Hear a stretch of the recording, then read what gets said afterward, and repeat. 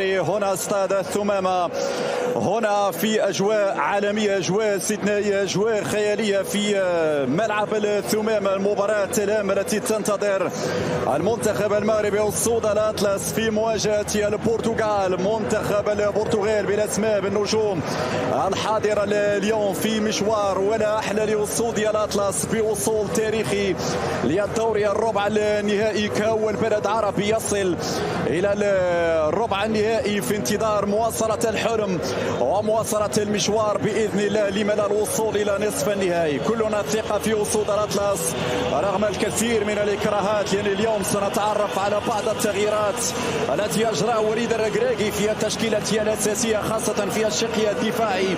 اليوم سيبدأ جواد اليميق في محورية الدفاع إضافة إلى اللاعب يحيى عطية الله، كذلك سيأخذ مكانه لأول مرة كأساسي في تشكيلة المنتخب المغربي. لكن هنا بالمقابل منتخب البرتغال بنفس العناصر التي لعبت المباريات السابقة، خاصة اللقاء الذي حقق فيه السودان. هنا التغطية الدفاعية من طرف جواد عليه جواو فيليكس هنا في مقدم بطولة مميزة في انطلاق الخطوط. هنا الكرة العرضية وبونو في أول تصدي، بونو يا بونو يحضر في أول تصدي ممتاز أمام الهدف مميز. تلعب هذه الركنية، يتقدم يحيى وتلعب هذه الركنية الراسية ولكن مرت عالية يوسف النصيري أو يأتي اليسرى جواو فيليكس يغطي لاعب. هنا محاولة المرور ولكن يوسف النصيري بعيد تماما في كرة استلمها سليم أملاح لكن بالراس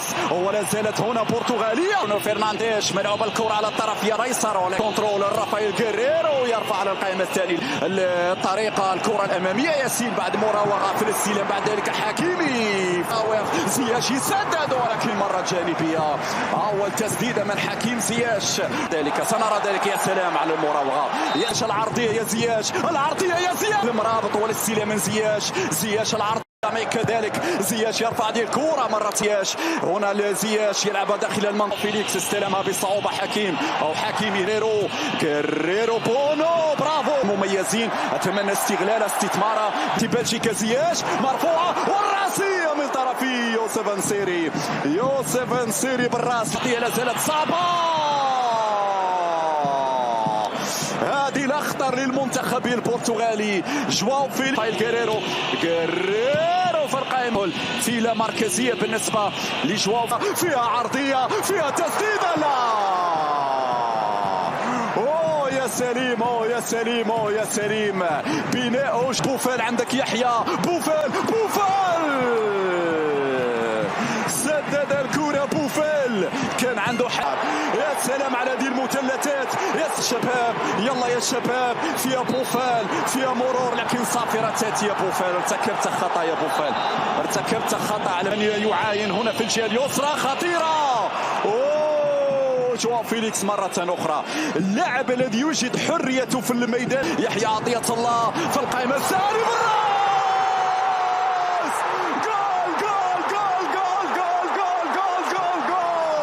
المغرب يتقدم، المغرب يسجل. يوسف النصيري ينصر دينك يا يوسف بالراس حتى في الشباك بالراس. لا زالت هنا برتغالية.